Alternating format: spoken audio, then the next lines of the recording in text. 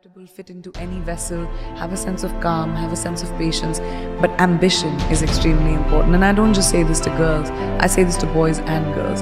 Just everyone who wants to be able to have a purpose in life, have an ambition, have the guts to find your glory. It's extremely important to have guts, to have conviction, to be able to say that, this is what I want and I want to achieve it. I learned it from the very, very strong people in my family that I looked up to, that showed me that it doesn't matter what your circumstances are, it matters how large your dreams are. And I have really large dreams. There's something about knowledge. There's something about if you learn, even if you don't know something, if you have an ambition to be somewhere, if you prepare yourself, you have the ability to be better than everyone else. I like to be prepared for everything, even if it's an interview, even if I'm going for a red carpet, even if something is trivial to someone. Honesty is very important in relationships, whether it's with friends, whether it's with family, whether it's with your loved one, whether it's in a romantic relationship. I think being real to what you really are feeling is very important. And a lot of people don't have the guts to do that because we are always pretending to be a certain way so that we can maintain a relationship.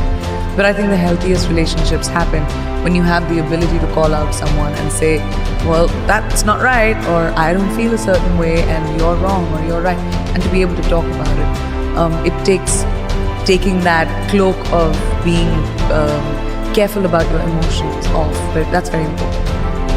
I really feel like you are defined by, every time you're defined by what you do next, not what you left behind. There's no point of doing the same thing over again. I try not to do the same thing over again. You have to take risks. Risks are so important in evolution. Playing it safe, yeah, you can have an existence, but you will never be someone who's a trailblazer.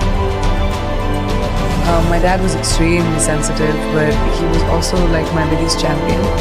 The one thing that I learned from him was the hustle. He always taught me that don't be afraid of the failure. What you do next after failure is what will define you. Everyone fails. It's going to happen to you, it's going to happen to me, it's going to happen to everyone. Instead of sitting on your hands and saying, I can't do it again, find the courage inside of you and saying, what can I do differently? How do you look back into your mistake and say, all right, that was a mistake. Great, not doing that again. That's something I really learned from my dad. My parents never wanted me to have a what if in my life. What if I had done it? What if I had tried that? So they always supported me. They said, no matter what you do, whatever mistake you make, have the confidence to come and tell us. Because, even if you kill someone, my dad, I remember him telling me this, even if you kill someone, come and tell me, I'll help you find the body. I'll help you bury the body, but then I'll take you to the cops too. So you'll always have to have courage of conviction. We spend our entire lives trying to figure out who we really are, and then we change. And then we figure it out, and then we change again. And I think that's the most constant, right? I'm constantly changing, constantly evolving, and I'm hoping that everyone's still curious about me as I keep doing that. I've had so many times whenever I'm doing interviews, people always ask me that, oh, you're doing a movie with, a female co-actor. Did you guys get along? Were there catfights? But when it comes to boys, they say, oh my gosh, that looks like a bromance and everyone got on so well. So I feel like over time, because women had the lack of opportunity, we were pitted against each other because there were only 5 opportunities, 5 places a woman could be hired. And so we were elbowing each other out to get to that one spot. So the crux of the problem is the lack of opportunity for females. And the more opportunity we create for each other, the more sisterhood will grow.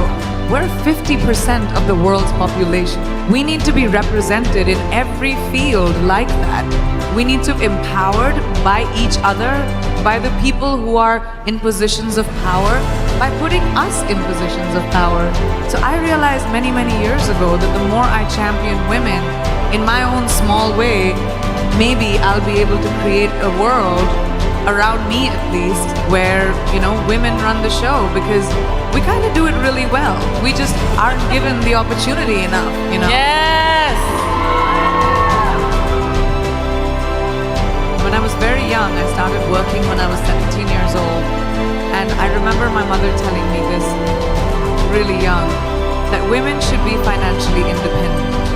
It doesn't matter who your father is, doesn't matter who your husband is going to be, it doesn't matter who your brother is, it doesn't matter who the man in your life is. You need to be responsible for your finances and be financially independent.